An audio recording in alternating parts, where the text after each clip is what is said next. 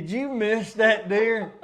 And he said, no, I think I smoked him, dude. I think I smoked. Welcome back to an episode of Currently Outdoors. This is our first podcast. We've got our first guest here with us. This is a lifelong friend of mine. This is Austin Allen with AA Taxidermy. Austin, it's nice to meet you. Nice to have you on the podcast and everything. Thank y'all for having me. Yes, sir. Glad to be here. Yes, sir. If you want to, we'll kind of start it off, run through what you do for a living and what got you into it and stuff like that. So since I was, as young as I can remember, probably, I'd say I'd say a little bit before middle school, I always wanted to be a taxidermist. Yeah. And I even got a paper in a box at home. You know, in school they say, what do you want to do for a living? Yeah. Well, I wrote on there, I want to be a taxidermist. Literally, I opened it up the other day and looked at it. And I was like, golly, I remember writing that. And so I've always wanted to be a taxidermist. I just love it. I love the outdoors. Yeah.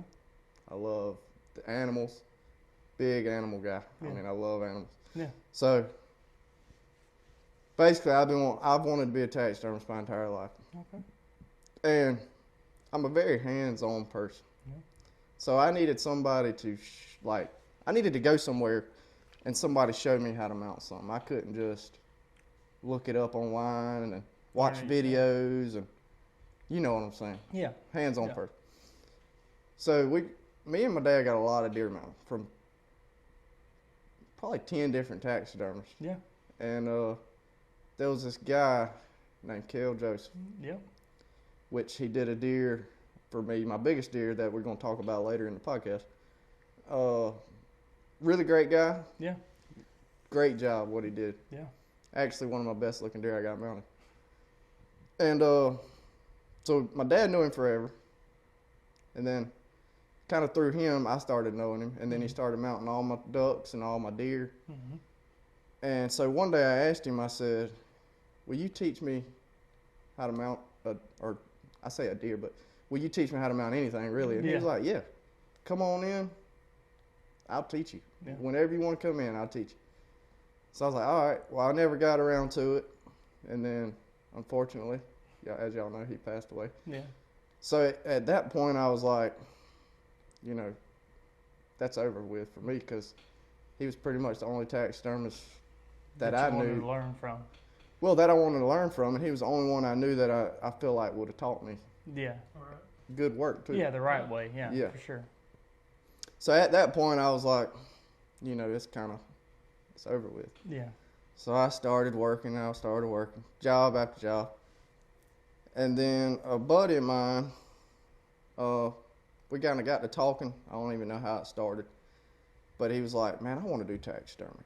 And I was like, dude, I wanted to do taxidermy my entire life. Yeah, yeah. And then we kind of brushed it off. Well, then eventually we kind of talked about it again. And I was like, do you know anybody that could teach us? And he was like, yeah. He said, maybe I do. So he got to talking to a guy he knew. And he does taxidermy on the side for just himself and his buddies. Yeah. And he was like, yeah, I'll teach y'all. Y'all grab, kill a couple deer and bring them up here and we'll mount them. Yeah. Mount your own deer. I was like, all right. So we took one of my deer, and then we took a buddy of mine, Austin Benson's deer. Yeah. And we took it up there, I think it was 3 days. We went up there for 3 days, and he taught us how to mount deer. No ducks, just deer. And they turned out all right. It's the first deer, so. Oh, yeah, you're going to always have your hiccups in the beginning. Yeah, so they turned out all right. I won't say they turned out too good. But that's what really got me started. And then, so we went back and we worked in a little she shed behind his house. Yeah. Little. I think it was a 20 by 12. Yeah, it wasn't much. I remember it wasn't much. No. So we worked in it and immediately started taking in deer. And I think we took in 80 the first year. And we did good. The business was good. So we did that, and then we started dabbling with ducks. Started mounting ducks. First duck did not look good. But they got better as time went on. Yeah. So we did decent. Decent. We did good the first year for our first year start. Yeah. Well, then the second year rolls around, and we're getting repeat customers, and we ended up getting 160. Yeah, that second year. I think it was 160. Heck yeah. Now, granted, I've been doing this will be my 4th year. Yeah. So we got 160 that year, and got them done right before deer season, or right when deer season started. So you turned them all around in about a Turned them all around in a year, Yeah. and then things just didn't work out. So he was kind of wanting to go on his own, and Yeah. I was, I've had a lot of ups and downs in my taxidermy career. Yeah. But when he said, I kind of want to go on my own, and I was like, okay, that's fine, And when we split up, he kind of, I didn't have any clientele anymore. Yeah. He took all the clientele, which is fine. So I kind of thought then, like, I'm going to be screwed this next year. I have no clientele. I have nothing. Starting from scratch. Starting the whole business from scratch Yeah. again. You bought yourself a piece of property and everything. And So me and my wife bought 6 acres, and I said, you know what? I'm just going to build a shop on the 6 acres. Yep. And it was going to be hard because we didn't have that kind of money, Yeah. Yeah. So I knew it was going to be hard, and I had to go out and bust my butt. Yeah. Bust my butt. I went to, 5, 6 different deer coolers. Yeah, you did. You were doing a lot of riding around. Yeah, I did a lot of riding around, went and talked to all these deer coolers, Yeah. and just trying to get as much business as I could get to build up my clientele for the first year on my own. Yeah. And it turned out pretty good. Everybody was nice, and I'll tell you, everybody in the taxidermy career is fantastic. Yeah. From deer coolers to just other taxidermists. They will teach you anything you need to know. They will help you out as much as they can. That's awesome. So a bunch of nice, open arms guys. The taxidermy world and just the deer hunting world in general is just nice great people. Yeah, yeah. Anything you want to know, they'll teach you. Yeah, you can't beat that when you got a good group of people that are salt of the earth. Just good people. I'll bring that back a little bit too. We did do our first show our second year. We went to a taxidermy show and put in some of our pieces, and we won second place. Yeah, y'all did ducks and deer. We won second place in our first year competing. Yeah. And learned a lot from that show. Okay. Just like I said, everybody will teach. They will show you everything. That's awesome, dude. And I've learned a lot from a taxidermist in Thomaston. He taught me a lot on ducks, really, which is what made me a better duck taxidermist. Yeah. But going back, so I busted my butt, and then I said, all right, I need to start building because, deer season was 2-3 months away. Yeah. And I was like, I got to bust my butt. So I went to all these deer coolers, talked to them, and they gave them my cards, and they were like, yeah, we will help you out the best we can. Yeah. And finally got a building delivered. Not much, 16 by 30. Yeah. But me and a buddy of mine, Austin, and we started working on it hard, and then you come in and help me a little bit here and there. Ran the electrical, spray foamed it. When you could help me, you could. Yeah. If it wasn't for friends and family, I wouldn't be. Yeah. Where you are. No. Yeah. Because they helped me with money. They helped me with, their the time, work. Yeah, their time. Very thankful for friends and family. Yeah, for sure. If you ain't got friends and family, you ain't got nothing. No, this is true. This is true. So they helped me out big time on getting my shop built and ready before that season started. Yeah. But I got it the way I got it just the way I wanted it. Got everything set up. Yeah. And immediately, I started getting business. Mm-hmm. So, it was good. I didn't expect to get what I got this year, so I'm blessed for that. What'd you round up with this year, deer and ducks wise? So I got I think 80 deer. Okay. For my first year on my own. Pretty much. Starting from scratch again. Yeah, and that's a good year. Yes, it was great. Yeah. Actually, I couldn't ask for better. Yeah. And I think I got probably around 100 ducks. Okay. So you did really good on the ducks. Yep. So it was great. And you got quite a few turkeys in there too, didn't you? As well. I think I ended up with 12 or 13. Okay, so you got quite a bit, but not as many as I thought you did. I thought you had a lot more than that. No, I didn't get that many turkeys, but Gotcha. I'm more of a deer and a duck guy. Yeah, I anyway. get it. I get it. But so no, it was good. And you know, I'm about done with deer. I got 8 more left. Yeah. And we still got 2 months before deer season We're starts. good. You're on track to get it finished up. So I'm gonna try to take in a little more this year. Okay. Because I think I can do. You think you're gonna try to double that number this year? I'd be happy with 120. Okay. But Yeah. doubling would be nice, is what you're saying. I don't know if I could get double out in a year's time. You could do it, man. You could do it. I got faith in you. I can't get it out in a year's time. So coming from my side, is more so the consumer side of things. I'm on the outside looking in. I don't know what your day-to-day looks like other than I walk in and you're fleshing something, putting something together. That's all I know. What do you think as a taxidermist stands you out over other people? Like, what do you think, or what are you striving to put out there that's different than everybody else, do you think? Well, I'm not going to say, everybody's work's different. Yes. I don't care. You could do something the exact same way as somebody, and it's going to look different. 100%. And everybody's stuff looks good. Yeah. I'm not going to talk bad about any No. taxidermist out there. No. So I'm not even going to say, like, I strive to do better than them because I think they're all great. Yeah. And I think they all need to succeed. Yeah. But I will say I do spend a lot more time on my stuff, which, sets me apart because I know a lot of taxidermists, they get a lot of work, they try to push them out very fast. Yeah. That's why I say I don't want really no more than 120. Yeah. Because I want to keep it where my work still looks great. Yeah, you're putting out good product. And I'm spending my time on it, making it look good. For sure. And I want to be on that year mark. So, like I said, I'm not going to. Yeah. No, I don't want you to bash nobody or nothing like that, We're going to have people watching this. We don't need nobody coming to our houses talking to us saying, hey, man.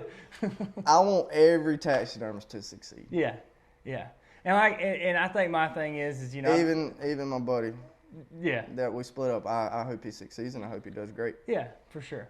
Yeah, and you don't want to wish nobody's downfall on nobody. I don't. But like I was saying, I think for me, I've known you for 10 plus years and everything, and I think personally, the OCD in you is what I love so much about. All the guys here, between me, you, and him, I've got multiple deer on the wall that are from you. I've got multiple ducks that are from you. I've got turkey fans. I've got skull mounts. I've got everything. So, I'm kind of controversial when it comes to picking you, but for me, it's the attention to detail more than anything that I hope that you keep going with. You know what I'm saying? I'm not saying that you'll ever lose it. I'm just saying that's what I appreciate out of a taxidermist. Take your time. You call me. You let me know I'm coming up. Owe me some money, all that good stuff. I'm definitely going to let you know. You do. I really enjoy that about you. I enjoy watching you being able to do your craft and what you do.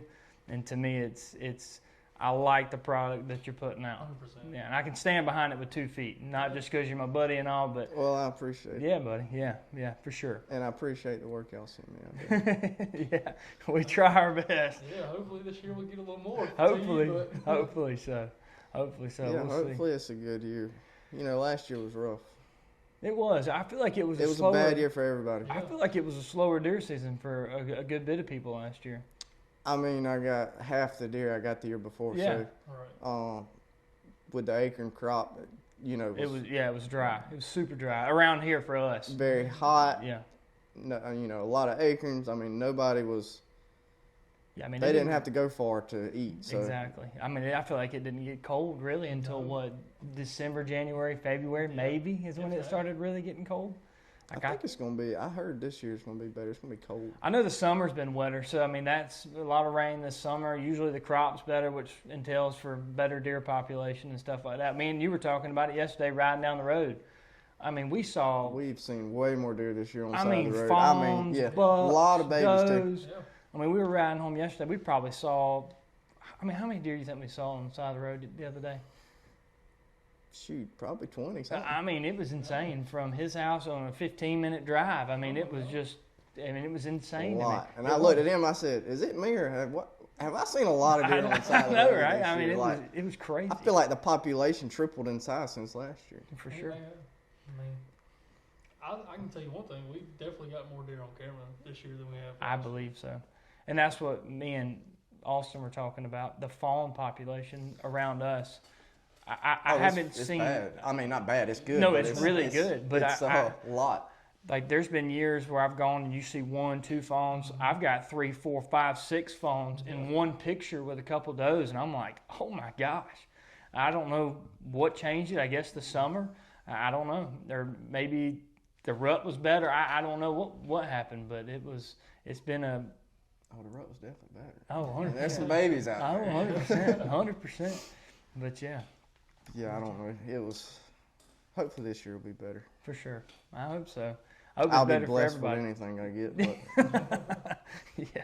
So that's coming from the man that's killed the biggest deer in the room. Right. Well, I say that. We got Kurt here. Kurt's killed as big. he's got the biggest He's deer in got the the- room, yeah, but it he's ain't got- in here with us. No, it ain't in here with us. And I should have brought it. You should have brought it. I We should know, have talked should about have. it. Definitely should have talked about it. But Video on it. so, well, now that we everybody knows kind of where you come from and what you're doing in life and everything. What got you into deer hunting, man?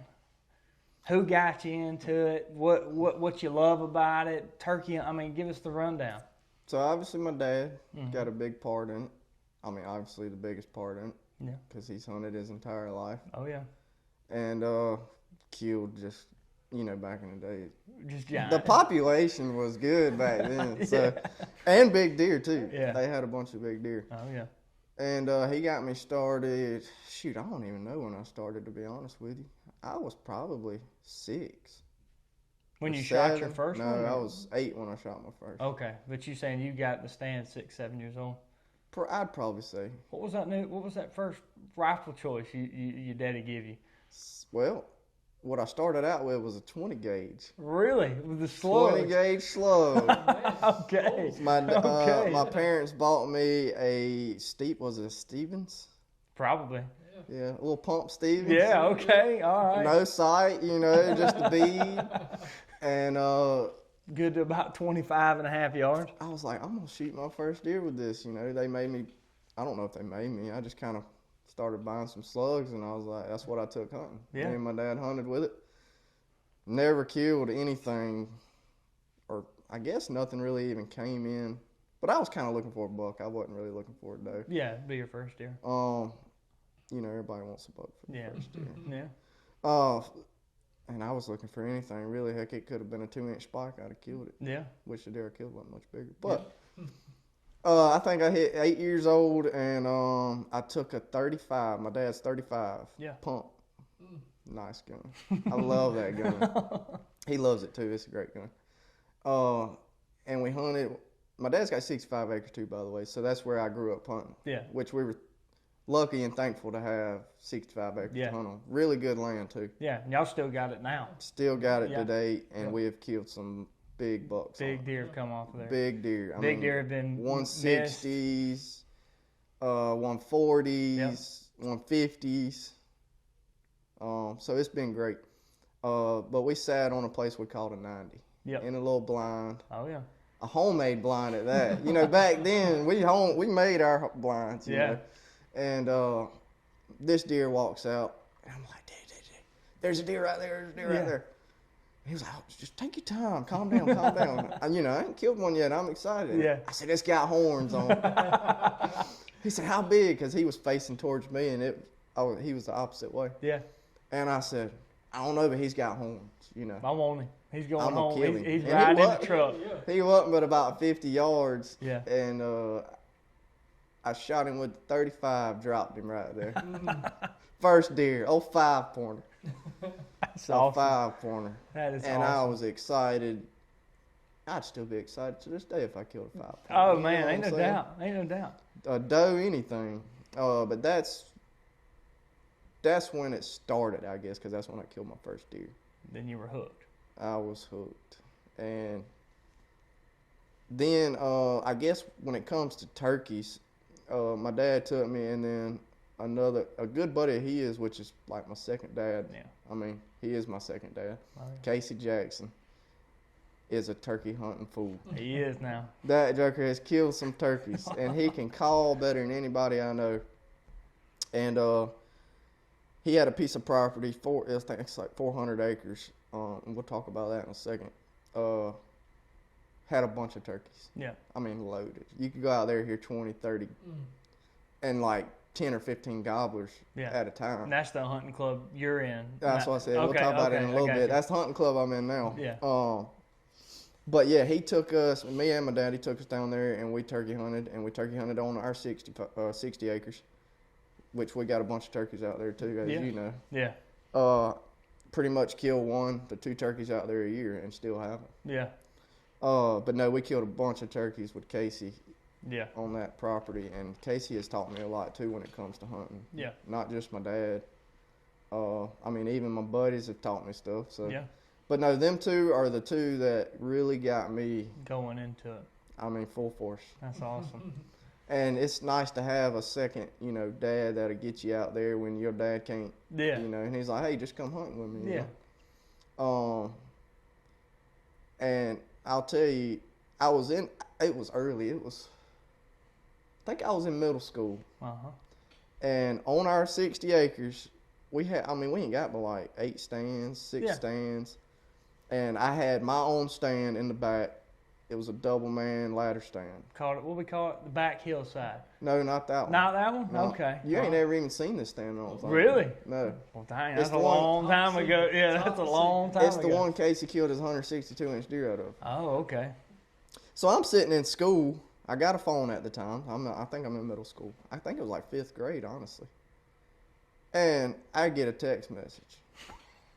It's a picture of Casey holding a 162-inch deer that he killed out of my deer stand while I'm in school. God, and I'm like, good Lord. I mean, the biggest deer ever killed on our property. And back then we were in school. I mean, Lordy. I was in school. I mean, school just messed me all up. But, stay in school, and I kids. was like, you got to come get me out of school right now. I got to see this. I'm deer. sick. Can And I he go was see the like, nurse? no, you can see it when you get out. I'm like, all right, fine. I was pretty upset. Now he killed it out of my stand. But deep down, I was happy for him. But I was still young. Deep down. I'd be more happy for him now. I was still young then, so Yeah. it was. Yeah, I was a little upset. I'm like, you went to my stand while I'm in school and sat here and killed the biggest deer that's ever been killed on our property. Yeah. And just a giant. And so I'm gonna get to the hunting club I'm in now. So how long have I been in that? 5 years? This is 5th or 6th year? probably. When did you kill this one? That was 20. What was that? 2020. It was right when Castile quit mounting. 2020, 2019, 2020. It could be 2019, 2020. So probably 4, 5, 6 years, probably somewhere in there. But so obviously Casey has been in this hunting club. Him and his daddy, maybe even his granddaddy, have been in it since the 80s, I think. Oh wow. And so one year he was like, "Hey, do you want to get in the hunting club?" And I'm like, "Heck yeah, I want to get in it." Yeah. That's 400 acres. Ain't nothing. There's just 3 people. Yeah. Well, there was just 2 in it at the time. Yeah. And he was like, "I really don't want nobody in it," but he said, "If you want to get in it, We'll let you get in. we'll let you get in it." And it's like $1,500 a year. Yeah. And I'm like, "Sure, I'll get in it." And so I paid it. And that year, first year come up, never even went out there. Didn't put a stand up, didn't put cameras up. Nothing. I paid $1,500 for nothing, basically. Yeah. Yeah. I don't even know why I didn't go out there. Well, one day he calls me and he's like, "Hey, you want to go hunting in the morning? You can sit in my deer stand." And I'm like, "Sure, I'll go hunting in the morning, I mean, I ain't been out there this year, so sure, I'll go." And it was middle of the rut. And I was like, "Yes, fine, that's fine, we'll go." And he said, "I'll put you in my stand." And I was like, "All right, that'll work." So we get in there, and he tells me where the stand's at. I go back there, climb up in the deer stand. Yeah. And like I said, it's middle of the rut, and deer just immediately start coming out. Yeah. I think I seen 15 15 to 20 deer that day. Wow. Holy cow. Just bucks, does, small bucks, and so this was around rutish? I think it was November 5th or 7th. Oh, so you were right there in the peak of it. The peak. Yeah. And I'm sitting there, I'm seeing a bunch of deer, and it's the first time I've heard a bunch of grunts before. Yeah. There was deer in there grunting, but it's the first time I've ever heard a doe bleat. That's pretty cool.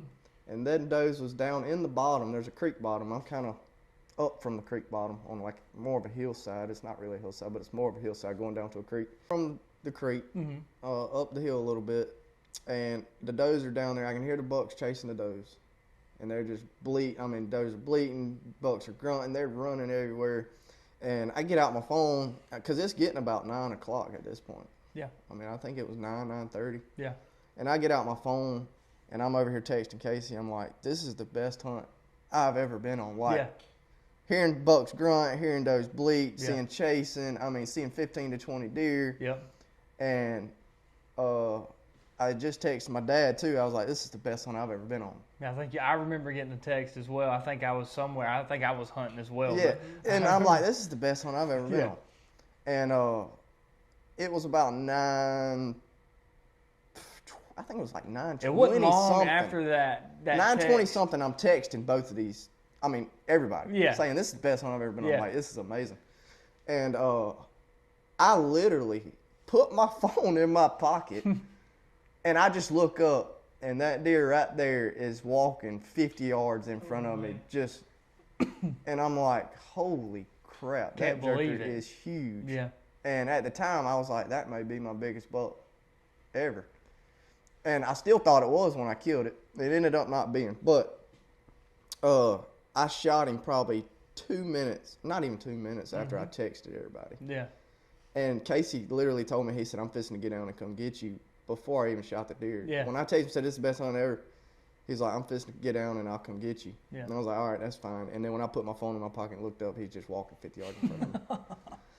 And I didn't have no time to even look at him. All I seen was, I was like, that's maybe my biggest buck ever. Yeah. So I pulled the gun up and I shot. Perfect shot. But he ran. And with a 7 mag too. Yeah. He ran. He was a big deer, though. He was 230 pounds or 220. Wow. I don't know. He was big. Holy cow. And he took that bullet and he ran. He probably ran 100 and something yards. Yeah. But as soon as I shot him, I texted my dad and I was like, I just killed a giant. And my dad said, you literally just texted me a minute ago and said this is the best hunt you've ever been on. Yep. And I texted Casey. I said, I just killed a giant. And he was like, I'm on the way. And he gets there and we're tracking it, and he was talking about, I tell you to shoot in the shoulder to drop him. Now we're tracking this deer 150 yards. Just giving you. But his blood trail was this wide. Oh, like a paint bucket. Bitten. Yeah. I can't believe he ran that far. And we get up on him, and I'm like, that may be the biggest deer I've ever killed. And he was close. He scored 142 inches as an 8-pointer. Yeah, and that's a hammer of an 8-pointer. That is a big 8-pointer. It's obviously the biggest 8-pointer I've ever killed. Second biggest deer I've ever killed.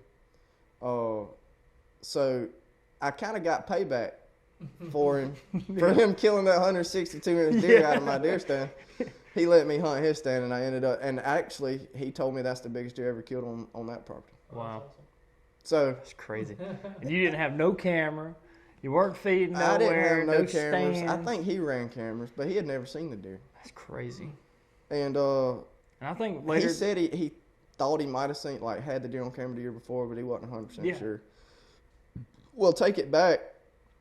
Well, actually, this is after. I think it was a year or two down the road. We have some trespassers come out there, and we called the law because we got cameras on the road, and we called the law, and they come out there and actually caught the people. And one of the deputies was like, I live 2 miles, not even, maybe a mile and a half down the road. Yeah, I think we did it one time. We did it as crow flies. It was like a mile and a half, 1.7 miles. Maybe as 2. crow flies. And he was like, I live right down the road. Have y'all seen this deer? It's been a year or 2. And I was like, I don't know, show me. So he pulls out his phone. He starts showing me pictures of that deer right there. Oh, And he was like, dude, I was hunting. He had him in September. So Oh man. Yeah, in the early summer bow months. season. He Yeah. had him on camera, and he said, "Yeah, he disappeared." Have y'all seen him? And I'm like, Yeah, he's hanging on the I wall. said, "He's hanging on my wall right now." So I pull out my phone. I show him pictures of the deer, and he was like, "You lucky joker, you lucky joker." He said, "I was hunting that deer hard. That's the only deer I wanted to kill." So that deer traveled, in the rut 2 miles Yeah. as a crow flies, which ain't far, Yeah, That's As awesome. y'all, That's as still hunters crazy. know, that ain't far. yeah, really, that's when the still rut happens. crazy. But I just got lucky, and it was at the right place at the right time. And that's all it is. We talked about that the other day. 90% of this hunting stuff. I mean, a it's lot of it's got luck. to do being in the right place at the at right time. in the right place at the right time. But Yeah. you got to be smart with it. Know Yeah, where the deer want to be, Yeah. where to stand. Perfect stand, wind, all that. yeah, But it is, the whole nine. Yeah. it's the whole nine. But it is kind of, you gotta be lucky. And if you Yeah. guys don't know, Austin is probably the luckiest man I've ever met in my life. This guy's killed 150-inch deer. He's killed banded ducks. I mean, you name it. He shot ducks in places you're not even supposed to shoot the species of ducks, and it's just crazy. I got a horseshoe. You do. You got a horseshoe. And it hadn't worked its way out. It's been up there for 20-something years It's now. still there, I guess. Not as bad, not as good as it was. I was a lot luckier back in the day. Now that I'm playing the wind, now that I know a lot more about hunting and play the wind and Yeah. where I put deer stands, I feel like I don't even kill as big of a deer as I did back then when I used to just say, I'm going to hunt right Just here. willy-nilly, yeah. I agree with that. That's kind of how I feel when I go into the woods now versus when I first started hunting. Yeah. I mean, just When you first started hunting, did you run cameras? I ran one. It was not even a cell camera. Well, yeah, we didn't have them back then. Well, I mean, it was like right when Taxidermy started becoming popular. I was like, I don't want to spend all that money. I'm just now getting into hunting. Yeah. Because you got in a little later in life. Yeah. I was like 20, 21, Yeah. so about 6, 7, 8 years ago. Who kind of got you? What got you into Buddies. all that? No. Yeah, y'all Buddies. did. Yeah, Really? yeah. I mean, Buddies play a big part. They in do. hunting. I had 40 acres to try on, and I was like, this year's the year. I finally got everything ready. My wife was like, hey, I hunted that place when I was little, but I don't know a whole lot about it now, and it was just perfect timing. And man, it's been lucky. It's been locked on since. It has. It's definitely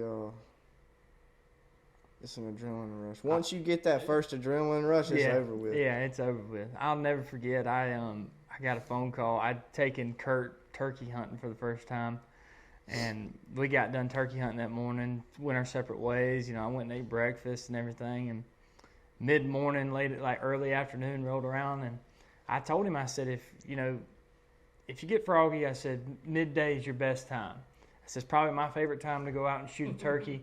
Because if they call, leave the hens. yeah, well, I'm like, if you call and they answer at 1 o'clock, 11, 12, 2, 3, anytime they hammer, they're coming. You need to sit down and get ready. 95% of the time they're coming. It works. Yep.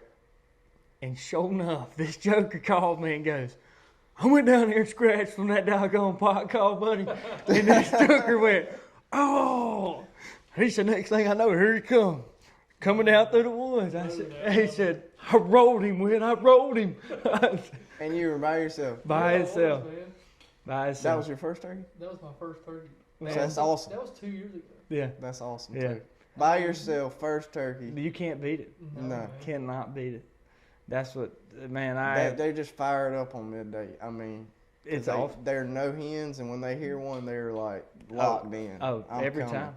Oh, yeah. And like he said, if you can get one to gobble one time, that's all he's got to do. Yeah. He don't even have to gobble a second time. If he gobbles one time, you better sit down because he's coming. Yeah. That's right. I mean, I mean, not like 95% of the time he's coming. Oh, I was yeah. probably 50 yards into the woods. And he I just, was like, you know what? I'm going to try right here, and then I'm going to move about 100 yards, and that's where I'm going to sit. No, as soon as I hit that pot going in, You sat down. Yeah, I sit down. I got nervous, started shaking. Oh, yeah. Oh, and there he comes. Boom. Right, walking straight towards me. I'm like, oh, please don't move, please don't move. They gave me a shot, and I took it. Man, I've killed some good deer in my life. Nothing like Austin or you, but I'll tell you, there is There's nothing. no feeling like a turkey. No, but there's nothing that gets that blood pumping like a turkey. I know we don't talk about turkeys a lot. We talk more about deer, but turkey hunting it's tit for tat for me for ducks. I see, and I was telling somebody the other day, for me, I love the chase of getting on a big whitetail and stuff like that. But chasing him all year, there's nothing like that. But the checkers game at 7 to 12 o'clock in the afternoon, like 7 in the morning to 12 o'clock in the middle of the day, on a old thunder chicken, that you just cannot beat it. You get your work cut out for you though. It makes, oh my gosh! I hope you fit when you go turkey hunting, because when me and you go, you don't like going with me, do you? 5 to 8 miles every time. It never fails. You don't like going with me. Yeah, we're gonna strike out 5 miles over here and see if we can hear one. And if we don't, and we're walk gonna turn the whole time. Yep. Yeah, my legs ain't cut out for that. I'm getting too old for that stuff. This year, man, I need to start working out some more. Running track or something. We hunted a piece this year, man, and I called Austin. I said, I think there's some birds on it. All we can do is just go try. He's like, yeah, man, we'll go. It's, I don't know, 9:30, 10 o'clock. We go down the backside of this doggone ravine and get down this creek bottom, and nothing. Turn around, strike back up the hill, and I hear him in the background going, you would think we're out here getting ready to go out west hunting or something. Go hunt some elk. Yeah, he said, we're getting ready to hunt some elk. I look back, and they're back there like this, leaning against the tree. And Witch just he ain't missed a beat. He's just trekking. He's probably 20 yards in front of us, and I'm over here. I'm about to die, you know. I'm like, I ain't cut out for this, man. He wanted to go up and down every hill he could find. Let's not take the easy way. I'm pretty sick for it myself. I got into it. I think I was probably about the same age, 6 years old. And first deer I ever shot was a doe, actually, with my dad. My dad got me into it. You didn't want to wait for a buck? You couldn't wait for a buck? Well, I tried. So, funny story. I was 6 or 7, I think, and my dad, took me out. I had a single shot 223 as a Rossi, and what it did is my dad bought it, and it, like, the barrel came off and everything. You could put the 20 gauge on there, so it was. Those were popular back then. Yeah, my dad got it for me. The stipulation was I had to have straight A's in school, and then he would go and get it for me, and I was like, man, I can manage that. Well, I did it, and he got it for me, and we tear out that deer season, and I'll never forget it. It was a piece of property we're hunting. It was not a big piece. It was 30 acres, and it had a gas line that ran through it, and we're sitting there, and it's breaking daylight, and the sun's coming up on the top side of the gas line, and this deer walks out. It's still, to this day, I think the biggest deer I've ever shot at in my life. This deer was 140, 150 inches, and I shot. When I shot... How far was it? 60 yards. I leaned out this and block. And you're shooting a 243? 223. Oh, 223. Yes, sir. So I'm leaned against this, we're in a ground blind. I'm leaning against ground blind. It's kind of drooping and everything. I'm shaking like a leaf. Well, it's standing there in the daylight, in the sun behind it, just pretty as it. I pull and I watch dirt fly up 5 foot in front of him, and I thought my dad was going to beat me on the way home, buddy. He said, he's sitting there, he's going, what are you doing? I'm like, I have no idea. Yeah, I'm like, I have no idea. So, did you have a scope on it? I did. I had a scope on it and everything. And I'm telling you, I kept telling him, I was like, I can't see it. He, just shoot it. Shoot it. Dude, when I was a kid, that's what I kept saying. And when I hunted with my dad on a power line, he's like, shoot that one. I'm like, I can't even see it in the scope, Like, I don't know why as kids I don't know. You just get so excited. Yeah, I guess so. But I said the same thing. I'm like, I can't see it. Yeah. Like, I can't shoot it if I can't see it. And he would get so mad, and I'm sure your dad would be the same. Oh, man. Why can't you see it? Just shoot it. He would get, you know how it is. You're sitting there staring at a deer, and you're trying to get somebody else to shoot it, and you're like, come on, shoot it. What are you doing? What are you waiting on? Well, so I think it got a little later in the season. It was probably December, January, and I had gone a couple more times, and I wanted a buck, and didn't get it to happen and everything. And we went to a piece of property that we got permission on, not far down the road from this other place, and we're sitting there. When I'm telling you, it's the last seconds of legal daylight. Is the last seconds, and this doe walks out at 220 yards. I will never forget this till I die. And I lean up, and my dad goes, put it on the top of her shoulder and squeeze the trigger. You got it, Dad. I can do it. You can count on me. You can count on me. I'm not going to miss this stuff. I get up there, boom, shoot this deer. She rolls down this hill, dude. I mean, 50 yards in front of us. And my dad's like ecstatic. And I can't even contain myself. You know, I just shot a doe and I'm like, oh my God, I just did it. I did it. So that's what it's all about. That year goes and comes. Get on the next year. And I think my dad was working nights. So we would go, he'd get off. He was a firefighter, so he'd get off in the morning. And then we'd just strike out and go to the woods. And if he had to, he would just take a nap. If it got so he worked all night long. It worked all night long. So we're out on that smaller piece of property at 30 acres. Had a ground blind set up. No, I'm sorry. We had a double man set up in the back on a big hardwood bottom.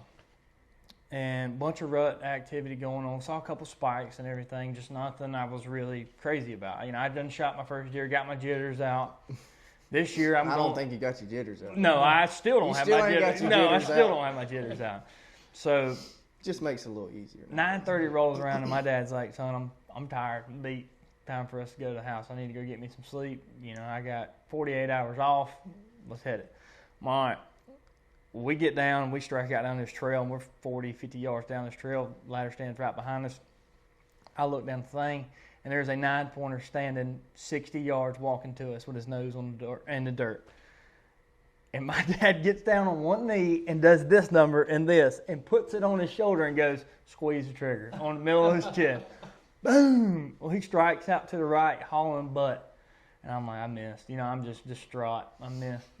You're thinking if they don't drop, they're not dead. Yeah. You know, well, because growing up, my dad, and still to this day, my dad has never shot a deer, and I watched it run ever in my life. I've never watched my dad shoot a deer and it ran ever at any yardage. That's how I felt about my dad. Dude, because he always shot a 7 mag, so it's like. Well, that's what my dad shot, a Remington 700 30-06. So it was just every deer he shot like a sack of potatoes every time. Well, shot that 9-pointer. Thought I missed it, and my dad finds blood, and we go home, dude, and I've got this 9-pointer, and it's over here. Y'all can't see it, but it's over there on the wall, and I'm ecstatic. You know, I'm going to get home, and I'm like, man, I'm fired up. We take it to Castile. You know, we're getting it mounted, got it at Ernest's, you know, taking pictures, the whole nine. Go home, take a nap. Dad wakes me up, 2:30. You want to hit it again? I said, heck yeah, I want to hit it again. What kind of question is that? Well, so my brother finds out that there's actually deer that exist in the world. When he finds that out, he's like, I want to go. I want to go. I want to go. And as y'all know, my brother, he's a character, man. He is a character. He had to have snacks. He had to have his Game Boy or whatever. You know, he had to have his stuff to be occupied. And y'all how many years apart? We're 3 years apart. So he's 3 years younger than you at the time? So we're in a... So he's young then? Yeah. Which so, you are, but he's... Yeah, he was... If I was 6, 7, he was... 4, 5. Yeah, he was young. So we get him out there, and he's sitting on my dad's knee. We're in a 2-man ladder stand. He's sitting on my dad's knee. I'm in the other seat. We're cramped in this thing. And doe comes off the backside of this hardwood bottom. Same spot, same stand. Comes off the backside of this hardwood bottom, I don't know, 120 yards working her way down. And then she looks back, tears out of there. And then that 10-pointer, just mounted beside the 9-pointer, comes tearing out behind that. And I'm like, oh my gosh. Well, he goes and he tears out across there. Top of the shoulder, boom. My dad said, you rolled him like a sack of potatoes. I said, hey. Dropped him? I dropped him in his tracks. And buddy, I with a 2.23. With a 2.2. That's impressive. Yeah. My dad was ecstatic. He said, I handed him the gun. And he said, I look like a fireman when I come down that daggone ladder, man. But he said, you didn't even hit a step. No, he said, you was hands and feet on the sides and to the bottom. He said, I couldn't even tell you nothing. Tore out through there. So that was my first endeavor in it. But man, I've been hooked on it ever since. And then me and you got into duck hunting together. You kind of introduced me into more, like, I did a lot of turkey hunting when I was growing up, but I never killed one until I was, oh gosh, it's been a couple years ago, but it wasn't a long time. I did a lot of calling for people, but for you guys, you know, me and Austin grew up doing it. If it wasn't for you guys, I don't know, man, I don't think I'd be as indulged into it as I am, to be honest with you. Well, your dad starts you out, especially if your dad hunts. Yeah. I mean, but if your dad doesn't hunt or nothing, Yeah. the only thing you got to teach you or to even show you what hunting is friends. Yeah. Yeah. So without friends, Yeah. I mean, if your dad didn't hunt, without friends, you wouldn't even be Yeah. No. in And the that's hunting world. and that's I was thinking about it when we were talking about doing this whole podcast and all, and telling our stories and everything. 99% of my hunting endeavors came from error. I screwed up. Well, just like everybody. I mean, but I just got to thinking about it. Like all the times that I got blown out of the deer stand, I don't know, something. I mean, it was just always something. With me, it was something was going wrong. Yeah. I mean, it was always something. It still does. Oh, 100%. But back in the day, dude, Yep. Every time something happens. I'm telling you, it is. It just trips me out looking back on it, on then versus now. Right. I'm like, holy cow! I used to do that deer hunting. Now I do this. It's just crazy to me how we do it now. The funniest thing that I think I've ever been through with both of y'all is that day I was walking to the stand and I think he was bigger than the big deer you mounted for me. He stepped over that dam and I was walking to the stand about 4:30. Man, I unloaded the clip on this dude, and he never moved. No. Never. Moved. I thought There was trees and everything, bent overs with bullet holes in them. That could have been the same deer you thought, right? Maybe. it could have been, because that was the year before I Right. actually shot him and killed him. Yeah. But, dude, I don't know what happened. I immediately left there. Man, we ended up finding bullets in the ground where those deer were standing. Do you remember that? Oh, I remember. There was trees that were shot We in were half. looking It everywhere, was couldn't insane. find any blood, and then we just happened to look. He was like, they were standing right here, somewhere. It was about right here. And we just looking around, and we see bullet holes and Just in dirt ground, blown up. in a tree. Austin looked at me and he said, "How many times did Kurt say he shot at that deer?" I think I had one I in see the 3 chamber. bullet holes right here. I think I had one in the chamber and 3 in the clip, man. That 308. It did not do me justice that day. I don't know what happened. It sucks to miss a big buck like that, but you come back the next year and redeemed yourself with what he scored, 152, 153? 153 and 7/8, I believe. Just a giant, Absolute massive. I mean, mass on that deer was insane. It was insane. People growing up, people said like Coke can. That was This a Coke can. This Joker was probably Coke can plus some. He was probably a 30, whatever you was drinking earlier, that 30-ounce daggum Red Bull can. So I mean, it makes up for it when you miss a big deer and then a year later you kill. yeah. It does. A It big does. one. And I Because- still to this day can't. I see him in my living room, and dude, I can't believe like I had the opportunity to that deer. Yeah. And Most folks don't. Right. A lot of people don't. It's crazy. But I mean, that's kind of what led to us starting Currently Outdoors. Yeah. I mean, kind of wanted to start filming for people. I mean, I don't think I'll ever kill a deer to that magnitude. Yeah. And Nah, I wouldn't say never. I mean, They're out there. they well, are. and that was And you're still, I mean, we're 28, so I mean, we got our whole lives to kill. we do. And that Big deer, Well, the so thing for me and Kurt. It'll happen.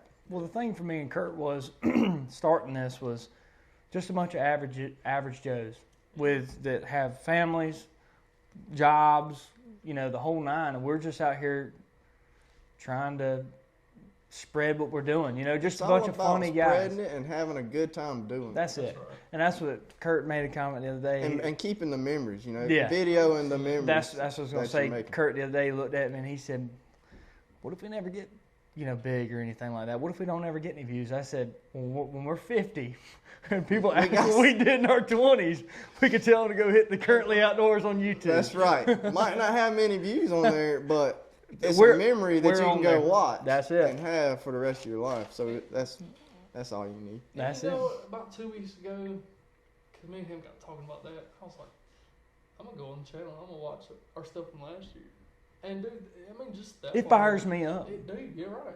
You get a week or more, 2 months out from Yeah. the season. I got You go back and look at I that. got a feeling Oh, yeah. every YouTuber goes and looks at their stuff multiple times. Oh, 100%. I guarantee From it. years or last year, or if he posted it yesterday, I guarantee he goes and watches it a couple times. Oh, yeah. I'll be eating lunch at work or something, and I'll just pull up a video when I shot that 8-pointer, and I'll just watch my reaction, and I can just feel the hair on my arm stand up. And it's not even a 150-inch deer. It just, dude, we worked our butts off. It was hard. We put the time, we put the money. I mean, it was like everything was against us. We didn't have any good deer on daylight and camera.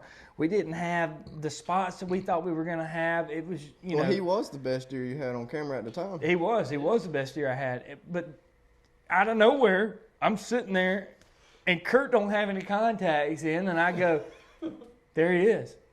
50 yards, and Kurt goes, there what is? And I was like, look, and I just hear the camera go, and zoom into the end of the thing, and then I can see Kurt over there doing this. Just take your time, take your time. The whole time he's talking to me, and I cannot hear him at all. And he's like, He says, are you on him? Are you on him? And I didn't hear that at all. It was only after we undoubtedly shot the deer and got down. He's like, dude, you didn't hear me talking to you? I'm like, no, I didn't hear nothing. I was so focused on this deer because it was our one chance. And I wasn't listening. man, it was My crazy. favorite part about that video is I was trying so hard to make sure that Kurt was engaged and he knew what was going on and made sure we were getting the footage and all that. You can hear me in the video clear as day go, bop. You can hear the arrow after the deer stops. I go, oh crap, I didn't pull my bow back. And I come to full draw and the deer is just, and I was like, oh my gosh. I'm sitting there, I'm like, oh gosh. Which rushes your shot too when they see you. But it turned out good. That was it was probably the better of the shots that I've made in a while. And you were in the video. Yeah. I was. I Yeah. made the recovery. Yeah. Yep. Didn't run far, but No, he didn't. But we had thought a long trek out of there. Yeah. Oh my Back god. to being out of shape, Whit loves to test my shape. Yeah. I swear every time he kills a deer, I'm dragging it 300 yards. I don't want to hear anything. I have tried you've deer been with you. You've been there with me. I'll put it to y'all like this. We tracked a deer one night. And we started on one side of a county road, and his dad had to pick us up on another county road that was very, very far away. I'll put it to you like that. We lost blood going across a highway. Yep, we did. We lost it on the yellow line. I think we done been halfway across the county. We had been a while. I'll put it to you like this. Ken don't gawk it. Like, what I'm saying? Like, it doesn't take, like, it takes a lot for him to be like, my God. We called him and told him where we needed to be picked up from, and he was like, what in the world are y'all doing all the way over there? And that ain't the deer that I shot on the power line, is it? No, that's not that deer. No, I can't even remember that one, which one that was. So there was, I don't remember which deer, I don't think it was a deer you'd ever seen. So there was one morning, me and Austin were coming back from duck hunting, and I think it was like 8:30, 9:30, somewhere around in there. It was later in the morning, but it was later. It was probably 9 something. It was obviously the end of November, and we come down the driveway, and this monster runs across the driveway. I looked at Austin, Austin looked at me, and he said, hold on, we finna go to the house. Hold on, let me back it up. So, on my driveway at my dad's, you turn this big 90, and there's like a head of woods right there. Yeah. And it's surrounded by a power line. Yep. So, between my driveway and then the power line, there's a group of what? It's probably 10 acres of woods. Yeah, if that, it's not a big block, but they can they're normally just gonna run that way. So, every time you see a deer there, it would literally cross into that 90, go into that head of woods, and it would just about 98% of the time walk across the power line. Yeah. But it don't take long because, like I said, it ain't. But yeah, it's probably, it might not be 10 acres, but it's not much. It's not a huge piece. It's not far under 10 acres. Yeah, it's not a big parcel. But to give you the time frame, I mean, Austin's driveway at his old house was probably, it was a mile and a half from the main road. A mile exactly. Yeah. Mile exactly. So we're it's probably a mile on the dot. We're probably a quarter of a mile from his house. Like, we've got to drive, so we pass the deer as he goes in the head of the woods, drive down the 90, come over the hill, go past the box stand on the power line, go down, he runs in his house, grabs his rifle, runs back out. We drive all the way back to the box stand, park beside it, get out, walk in the stand. I mean, this has been a couple minutes. Get up in the stand, and we're sitting there getting situated, Got the gun set up. and he Sat down. pulls a can of tobacco out and does this number right here and goes, there he is. And closes the lid and just goes like this. And I'm out the window going, where? Well, he ended up coming out at the very end, 200, and I think it's like 240 yards at the very end. Yeah. And you shot him. I shot, and he mule kicked, and Blood, bone, everything there was everywhere. blood and bone. I was excited. We still don't know. We saw him We went in there. too early. We should have backed out. Yeah. He Which probably would have died there. You live and you learn on Yeah, stuff you do. you do. You live and you learn, guys. But we jumped him up, and I mean, he ran off, and all you seen was just. I mean, he was I still don't know how big he was. he honestly. had mass. The thing that got me and him was He was real tall. he was really He tall. just had mass. But man, his mass, like on his beams and on his tines, and everything, I mean, like his freaking tines were like hot dogs. I mean, they were huge, man. I mean, he was just an That's absolute. pretty much all you could see. Dang. Because he like I said, Austin said we tore out through there, and Austin was on the blood trail. Well, if you watch whenever I blood trail something, if I'm gone, it's because I'm zigzagging. I'm trying to find something else. 90% of the time, I'll loop around and find something up, 50 yards ahead or something. Well, I kind of go around, make a loop, and watching Austin go through this thicket, and he's kind We're of not far from each other. yeah, he's tearing off to the left, and he stands up in between me and Austin. And all I see is the glimmer of a scope, and I go, whoa. And I watch him, and he's trying to get a shot on him, and this deer's tearing down through there, and I'm just like, oh my God, like looking at this deer tear down through there, and Austin, I can't get a shot. Finally, we stop there and go back to the house, and Ken's like, y'all should have backed out there. Yeah, we should have. That's crazy. Never found him, unfortunately. No. Lost a lot of big deer. We've lost our fair share. We have lost our fair share. But if you don't lose big deer, it ain't hunting. No, you don't get to learn from it. That's for sure. I've definitely lost 2 deer in the 160s, and one with a bow, one with a gun. Don't feel good. But like you said earlier, you missed that 10, and then the next year you shot your biggest deer ever. Yeah. I mean, if you miss, it sucks. Like, I cried on a 160-inch deer that I missed Didn't with talk my bow. to me for 2 weeks. Didn't talk to Whit for. It probably was longer than that. It probably I didn't was. want to talk to anybody. He just sat in his room and moped for a couple weeks. But like him, he redeemed himself, and once you redeem yourself, it don't make it go away, but it makes it better. Yeah, for sure. 100%. For sure. So like back in the day, we didn't run cameras, nothing. No. I mean nothing. We just had, And nothing. We just had our knowledge more than anything. Like, hey, this looks like a good spot. There's deer trails coming out. There's acorns here. I mean, it's just really what we... scrapes. Yeah. That's what I'm getting at. Me and my dad never ran cameras. Just put up a blind on a scrape line in a little bitty, like, I'll say it's a field. It's not really a field, but I guess you could call it a field. But on a scrape line, and he was like, we're going to sit right here. Well, we didn't realize so like 80 yards in front of us, there's about 3 or 4 scrapes in a line. Yeah. Well, we didn't realize when we set it up, because we set it up and hunted immediately, we didn't realize we put it right beside a scrape. Oh, goodness. Dang. So he was coming in to hit So the- this deer comes in. I mean, he's coming straight to us. He hits all 3 or 4, I don't know how many it was, but he hits all 3 or 4 of them scrapes. Yeah. And then we still didn't know the scrape was right there until after I even shot the deer. And he is just coming On a line to y'all. straight to us to Yeah. hit this other scrape. Yeah. And my dad's like, now granted, this deer is 150, 160 inches. Literally palmated at the end of his antlers that had points just coming off. Oh, my goodness. I'm just crazy. Both sides. Yeah. And my dad's like, at this time I'm shooting a 7mm all day. And he's like, shoot it in the chest. Because he is going to come, he is 30 yards at this point. Yeah. He's like, shoot the deer in the chest. I'm like, okay. I was young. Shot the deer in the chest, and he ran off. And then we got out the blind, and we realized we was on a scrape. And we were like, no wonder he was coming straight to us like that. Tracked him, called dogs, tracked him, never found the deer.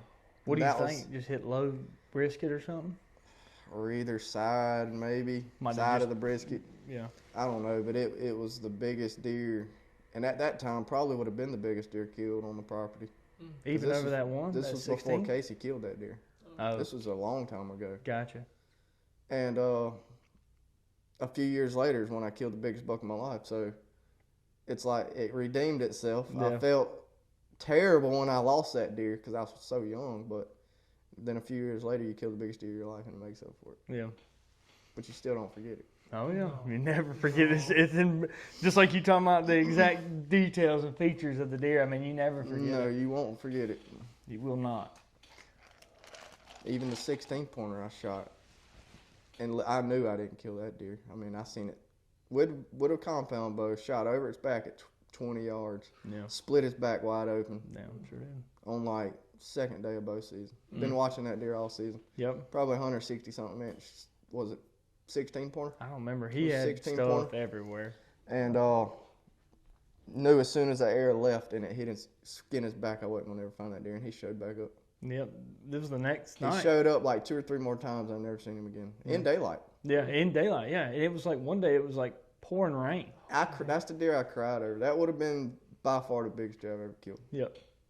Yeah, I remember that was an absolute freak of nature. I mean, he had points just lined up. I mean, it was like, like literally to give you like, it was like that. I mean, they were just, like he had G1, 2, 3, 4, 5, 12. I mean, just all the way down. I mean, it was crazy. Split G2, and he had 2 points coming out to G3, and then on one side he was just lined up. Yeah. And, Trash all around his brow tines, long beam, super wide. I mean, we watched him in velvet. I'll never forget. Sat on my roof. We did. Oh, man. We would. I got videos of him. So we got him in velvet, and we looked at this deer. In the start, he was just like 2 nubs straight out, super wide. Barely had points. I mean, it was like They this were high so tiny. when I first got him on camera. And it started ticking around, early July, and he was probably like this all the way around the top. And he's like, not gonna be a good one. August come around, and that jerker blew He up. blew up. We got him on camera again, and he was.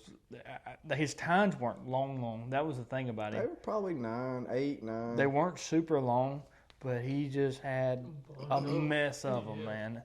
And I'll never forget. What was it, a 22 or a 17 HMR or something like that? Whatever. It was a pellet gun. It was a pellet gun. I had a nice scope on a pellet gun. Yeah, he had a super, And we'd get up on top of the roof and we didn't look have through the scope, yeah. and then I'd have my video camera so he could look and I could look, and I'd get that video camera and just zoom in, and he'd be on the scope looking, and then I'd just be videoing on top of my roof, Yeah. which is, it's like 300 yards. It's a long way. So we're just videoing these deer in this field, and there's multiple. There's Yeah. a bunch of deer out there. Every year I have about 5 or 6 bucks that are bachelor group, but man, it's nice to go back. I don't like going back to look at it, but it's nice to have that footage of that deer, Yeah. even though I did not kill him. I've never seen him again. It's the after craziest that. thing. He's like, you want to go up there and watch this deer tonight? And I'm like, sure. Yeah, come over and get on my roof with me and let's watch this deer. We're like, got pillows and we're leaning on the backside of the eave, and this deer's like got his head down eating, and you can't see but the top of his back. He just lifts up. And he lifts his head up, and I'm like, oh my God. I was like, I feel like I'm out west or something looking at some crap like this, I was like, oh my gosh. That's one thing I want to get more into is summertime scouting. Yeah. I mean, It's just hard around here, It especially really at my is. spots. It's very hard. Like I've got that one spot that's got a bunch of fields, but it's just still, You definitely got to have open land, yeah, and we don't have a whole lot of it. no, we don't. Mostly woods, right. We don't. but I'd rather hunt woods any day. Yeah. Oak bottom, It's oak hard to do it, hillside. man. With a creek running through it. Oh, Can't man. beat the acres and you can't beat the creeks. Yeah. No, you cannot. All right, Austin. So before we close it out today, tell us the story about your biggest deer ever. Oh yeah, that's a good one. So it was October 26, 2016 is when I killed the deer. But I'll back it up a week earlier. A weekend before that, my buddy Daniel Murdoch it's a stand we called a back hillside stand, one of the best stands on the property. Yep. And you know what, you've been there, Yeah. you've hunted it. We loved it. You always seen deer. Now granted, back then we didn't run cameras. Yeah. 2016 I did not run any cameras. We didn't even run SD cameras back then. Didn't run SD cameras, didn't know anything about nothing on the property. We Yep. just hunted. like old school. Yep. And a week before that, I think it was Saturday or Sunday, Daniel was in there hunting, and he heard, like, you know, you hear deer chasing, like they're coming. And he was like, he got excited. He was like, dude, there's deer coming. They're chasing. Yeah. Well, my neighbor's got like 10 dogs. And he's waiting. He's got his gun ready. He's like, these deer about to come up in here. And here comes these 10 dogs chasing 2 does. Just hauling butt. Just mad. I mean, he was mad. So I think he got down right over there, and he was like, my hunt's over with. Yeah. And that week goes by. I think he was going to college at the time. Like, he was... I think so at that time. I think he had He started was going down back to college that weekend. So it was that week. He had been out, and he was going back to college because he had a little bit of a drive, and he was gonna hunt that stand that morning. And he was like, I just need to go back to college. I don't need to hunt. And I said, well, I'm gonna go sit back there. So I wasn't in school at the time. I was taking my girlfriend to school that morning, and my dad was hunting in the box stand that we've been talking about. And I passed him that morning, took her to school, come back, and it was like 8:30. And he didn't even know I was going hunting. You just slipped down in there. I just slipped back there. I didn't tell him I was going hunting, and it was like 8:30. I get back there finally. It's about 150, 200-yard walk. I get back there. I get up in the stand. I wasn't in there 15 minutes. Oh, man. And I hear crashing and crashing. And I'm like, I know that ain't them dogs chasing some dang deer. But I had my gun ready, and I mean, it sounded like a herd of cattle coming through there. Yeah. And here come one buck. I mean, 10 yards. Here come one buck. Here come 2 bucks. Here come 3 bucks. No does. I think a hot doe come through there before I got in there. Yeah. Here come 4 bucks. Here come 5 bucks. Here come 6 bucks. I mean, just In a line. in a line. He And said- in the back, all I can hear is a deer going back, back, Oh, back, man. back, back. And I mean, these deer are running 100 mile an hour, it felt like. Yeah. I mean, just scooting through there. I couldn't even hardly tell what was what. Like, Yeah. but the one in the back, I heard him grunting, and I was like, I'm going to stop this deer, you know. Didn't know what it was. Didn't know how big he was when you shot him. He come barreling through there, and I just hit him with a meh, and he slammed on brakes.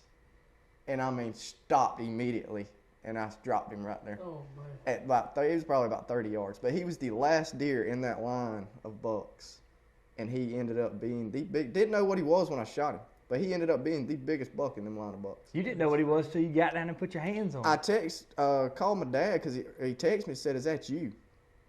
And I said, "Yeah." He said, "I didn't even know you were going hunting." And I said, "Yeah, I come back here to the back hillside." I said, "I just killed a giant deer." I said, "I don't know what it is." And he was like, "Well, get down and go look at it." So I get down and go over there and look at it, and I'm like, Oh, I thought my- it was an 8-pointer too. Yeah. And I was like, holy crap. I immediately called him back. I said, "Daddy, I just killed a giant, like 1,000% the biggest deer I've ever killed." Without a shadow of a doubt. And he you was knew. like, "Send me a picture." So I sent him a picture, and he was like, "Oh my God. I didn't even know we had that out here because we didn't run cameras." Yeah. I mean, that deer just come out of nowhere. Ended up our neighbors. They ran cameras at the time. Yeah, they a had couple him years on camera. later, started talking to them. They've been hunting there forever.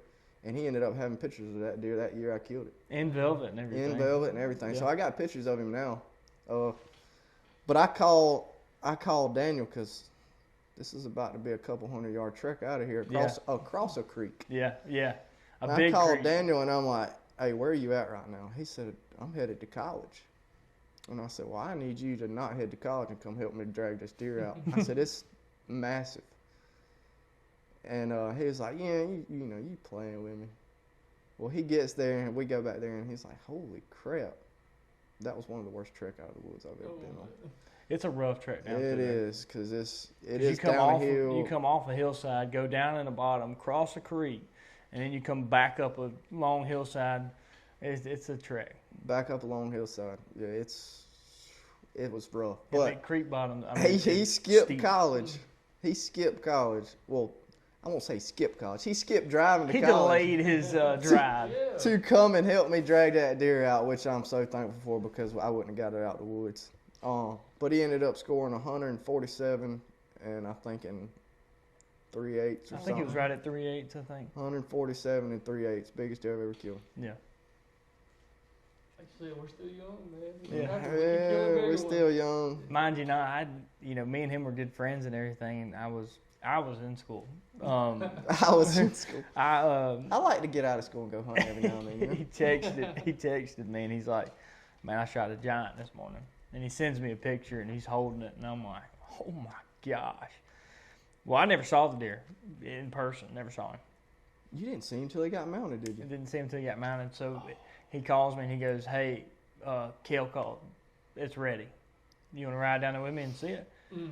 And I walk in, and I'll never forget it. I walk in, and Kale had, just Kansas deer, all this big deer. And that deer is sitting on a post on the right side in there, and it's sitting there facing towards the door, like looking at the door.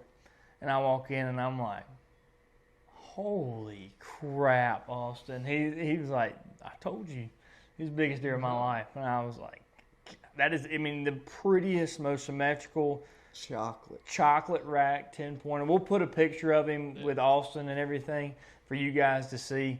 But man, it was,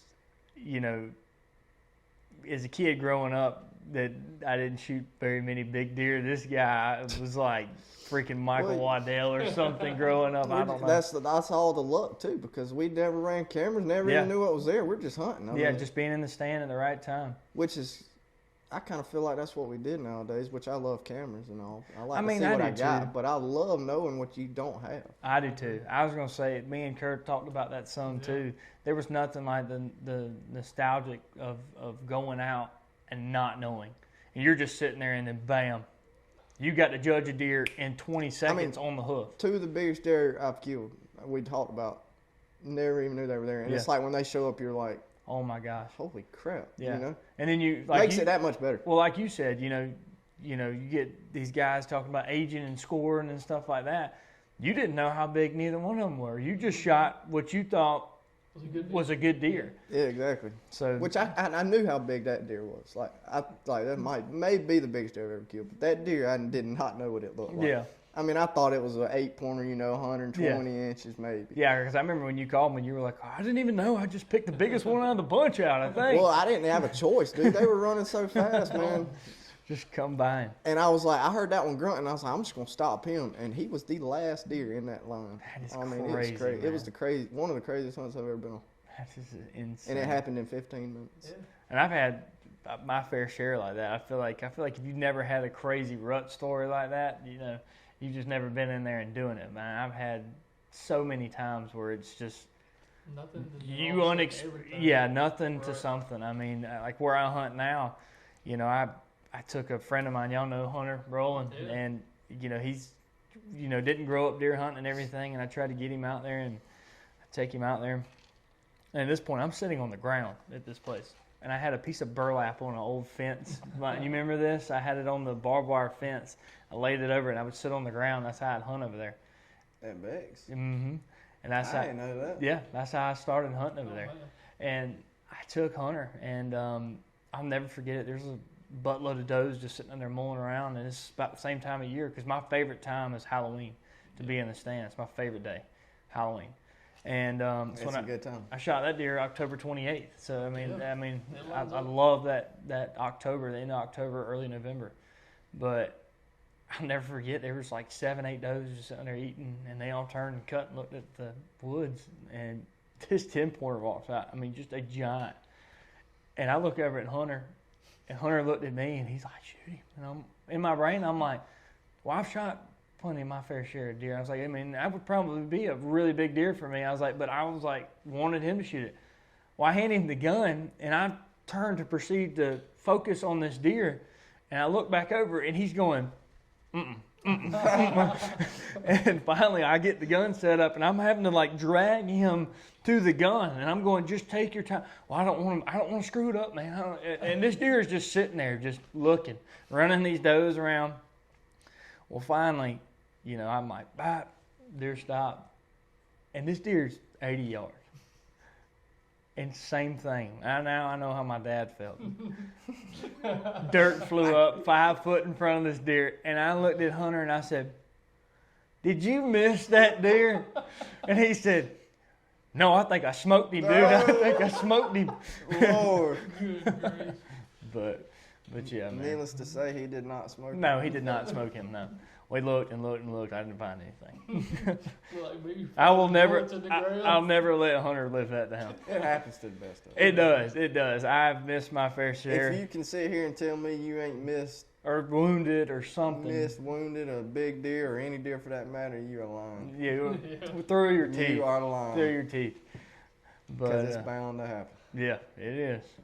Well, Austin, I think that's about the end of it, man. Ugh. Let's cut that out. Let's restart that.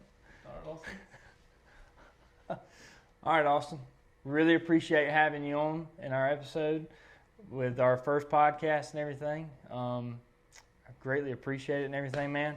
It was really appreciate good y'all having me. getting to share some stories with you and getting to learn a little bit about what you do and everything.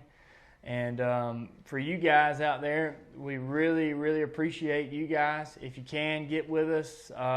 Like, comment, subscribe to our channel. Tell us some of your stories down in the comments. If you guys like this kind of content, please let us know. We really enjoyed just being able to sit around and talk with you guys and let you guys know a little bit about us and get in our lives and everything.